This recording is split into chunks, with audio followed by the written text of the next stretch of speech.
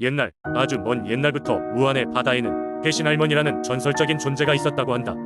해신할머니는 사람의 모습을 하고 있지만 그녀의 새하얀 머리카락은 오래된 소나무가 바람에 흩날리듯 바다 위로 퍼졌고 가늘게 반짝이는 은빛 비늘로 덮인 몸은 햇살을 받아 반짝였다. 그녀의 존재는 바다에서부터 불어오는 바람을 타고 마을 사람들이 귀에 소문처럼 스며들었다. 무안은 어촌 마을로 그곳 사람들은 바다에서 생계를 잇고 있었다. 풍부한 어획량 덕분에 무안의 사람들은 먹고 사는 것에 큰 불편함이 없었지만 바다는 결코 선량한 이웃이 아니었다. 때때로 갑작스러운 폭풍이나 해일이 닥쳐 어부들을 위험에 빠뜨리곤 했고 그런 날이면 마을 전체가 슬픔에 잠겼다. 하지만 어느 날 마을의 한 젊은 어부가 깊은 바다로 나간 후 수일 동안 돌아오지 못하는 사건이 발생했다. 마을 사람들은 있는 힘껏 그를 찾으려 했으나 대답 없는 바다는 그들 앞에 거대한 벽처럼 서 있었다. 바로 그때 며칠 동안 바깥 수평선 끝에서 은은한 빛이 반짝이는 것이 눈에 들어왔다. 마을의 노인들은 그 빛을 바라보며 해신할머니가 나타난 것이라고 말씀하셨다. 희망을 품은 마을 사람들은 밤마다 해변가로 나가 그 빛을 지켜보았고 묵주를 손에 쥔 노인들은 기도를 올렸다. 그러던 어느 날 새벽 실종되었던 어부가 마을로 돌아왔다. 그의 몸은 상처투성이에 지쳐 보였지만 살아 돌아온 것만으로도 마을 은축제 분위기에 휩싸였다. 그는 바닷속 왕국에서 약간의 도움을 받았다고 했으며 그곳에는 은빛으로 빛나는 아름다운 여성이 있었다고 전했다. 그 이후로 해신할머니는 마을 사람들의 수호자가 되었다. 바다에 배를 띄울 때면 사람들은 해신할머니에게 안전한 항해를 기원하며 작은 황금을 던졌고 그 덕분인지 무안의 바다는 이전보다 잔잔한 품을 내어주었다. 폭풍이 몰아치더라도 어부들은 두렵지 않았다.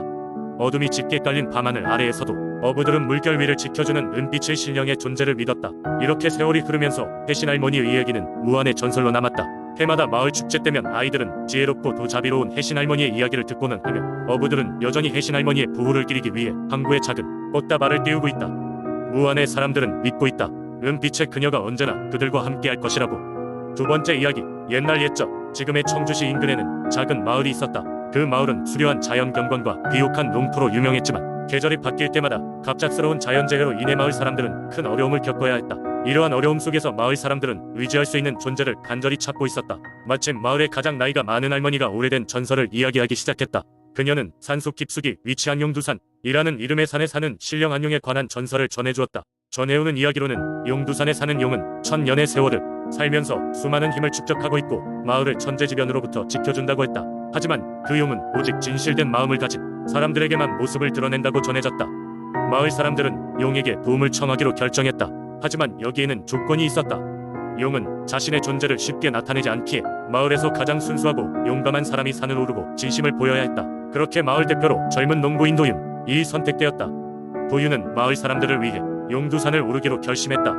떠나기 전날 밤 도윤은 마을 회관에서 주민들에게 인사를 하며 그들의 염원을 가슴에 새겼다. 다음날 아침 그는 일찍이 용두산을 향해 길을 떠났다. 도윤은 산을 오르면서 천천히 주변의 풍경을 눈에 담았다. 그가 산속을 깊이 들어갈수록 기운이 점점 보이지 않는 벽처럼 느껴졌지만 그는 포기하지 않았다. 그에게는 순수한 마음과 마을을 지키겠다는 끈기가 있었다.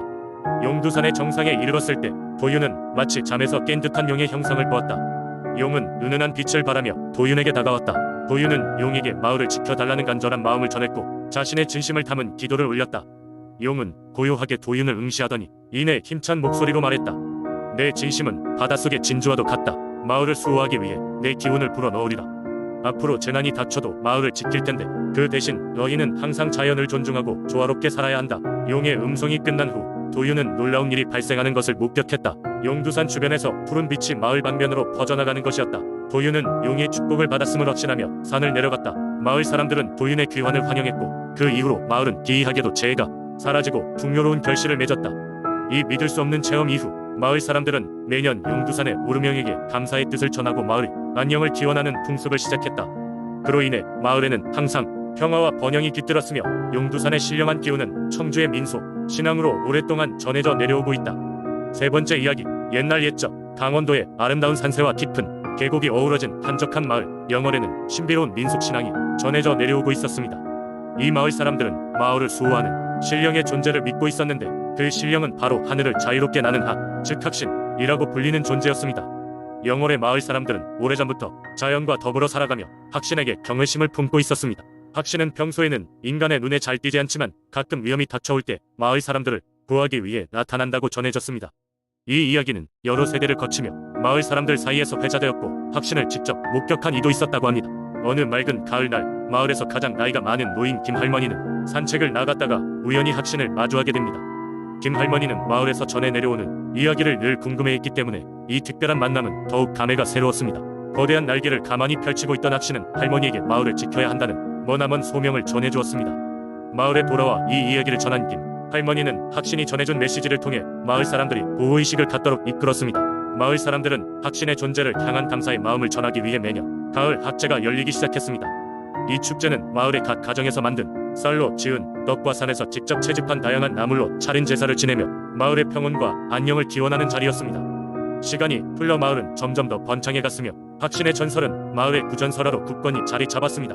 학신의 존재는 마을 사람들에게 단순한 신앙 이상의 것이었습니다.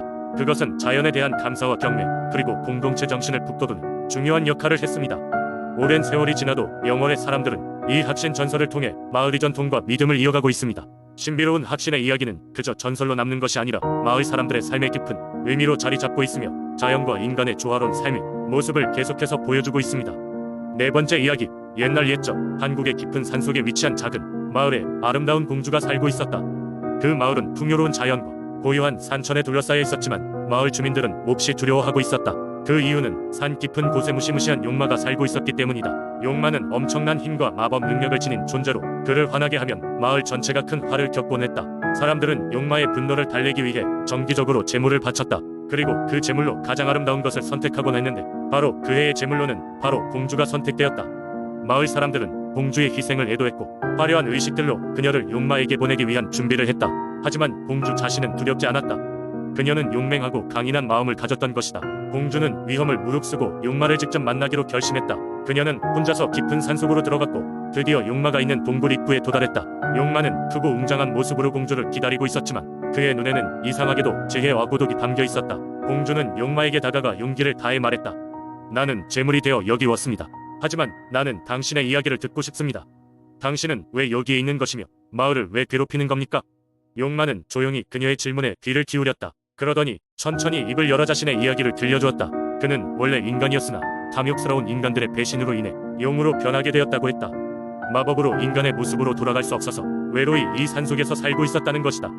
그가 마을을 괴롭힌 이유는 사실 사람들이 마을이 그를 잊지 않도록 하기 위함이었으며 사실 아무도 자신을 기억해주지 않으면 영원히 침묵 속에서 살 것을 두려워했던 것이다. 공주가 용마의 이야기를 들은 후 그녀는 큰 슬픔에 잠겼다. 그녀는 용마에게 친구가 되어줄 것을 제안하고 함께 마을로 돌아가기로 했다. 이렇게 용마와 공주는 함께 마을로 돌아와 주민들에게 진실을 알렸다. 사람들도 용마를 용서하고 그와 함께 조화를 이루며 살기로 했다.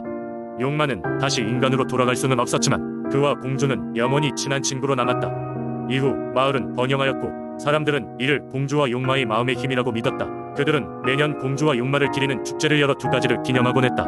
이렇게 공주와 용마의 전설은 오랜 세월 동안 사람들 사이에서 전해 내려오며 사랑과 이해의 중요성을 일깨워주는 교훈으로 남게 되었다. 다섯 번째 이야기, 옛날 옛적 지금으로부터 1000년 전 태백산맥의 깊은 산속에는 신령한 호랑이가 살고 있었다. 이 호랑이는 단순한 맹수가 아닌 하늘로부터 내려온 수호신으로 사람들의 삶과 자연의 조화를 지켜주는 존재였다. 사람들은 이 호랑이를 바람결 호랑이라고 불렀는데 이는 그가 바람과 함께 나타나고 사라지는 모습을 본받아 붙인 이름이었다. 전설에 따르면 마을에는 늘 풍요로움이 가득했다. 이는 마을 사람들이 태백산 신령계를 다하기 때문이라고 믿었다. 매년 봄이 오면 마을 사람들은 정성을 다해 산신제를 열었으며 그때마다 호랑이가 모습을 드러내어 조용히 그들을 지켜보았다. 사람들은 두려움 없이 오히려 경외심을 가지고 호랑이에게 감사의 마음을 전하곤 했다. 어느 해 가을, 예기치 못한 가뭄이 찾아왔다. 몇 달 동안 비 한 방울 내리지 않고 강은 말라붙고 들판은 황무지처럼 변해가고 있었다. 마을 사람들은 큰 근심에 빠졌고 어른들은 모여서 대책을 논의했다. 하지만 별다른 해결책이 떠오르지 않았다. 그때 마을의 가장 연로한 노인이 조용히 입을 열었다. 바람결 호랑이께 기도를 올려보는 것이 어떻겠소? 그분은 우리를 늘 지켜주셨으니 이번에도 괴로움을 덜어주실지 누가 알겠소? 마을 사람들은 희망을 품고 산신제보다 더 크게 신령을 위한 기도를 준비하기로 했다. 그날 밤 마을 사람들은 모여 태백산으로 올라갔다. 가뭄 속에서도 푸르게 우거진 나무들이 조금은 그들의 마음을 달래주었다. 드디어 바람결 호랑이가 나타났다. 거대한 몸집이 하늘을 가릴 듯 웅장했으며 발 주변에는 은은한 빛이 감돌았다. 마을의 대조와 아이들의 웃음소리, 노인의 조용한 기도가 고요하게 울려 퍼졌다. 그 순간 하늘에서는 갑작스럽게 비구름이 몰려오더니 강렬한 폭우가 쏟아지기 시작했다. 마을 사람들은 비를 맞으며 환호성을 질렀다. 그때 바람결 호랑이는 할 일을 마친 듯 구름 속으로 천천히 사라졌다. 사람들은 호랑이가 물의 신령도 움직이게 했다고 믿었고 태백산의 신성한 존재로서 지금도 존경과 감사의 마음을 잊지 않고 살아가고 있다. 가뭄이 지나고 나서 태백의 마을은 점점 더 번영했다. 그때의 전설은 사람들 사이에서 입에서 입으로 전해져 내려왔고 이 지역의 문화와 관습 속에 깊이 뿌리 내렸다. 지금도 태백산을 오르는 길에서는 사람들이 조용히 바람결 호랑이의 존재를 느끼며 경건한 마음으로 걸어간다. 호랑이가 그들 곁에서 언제나 함께한다는 믿음은 여전히 생생하다.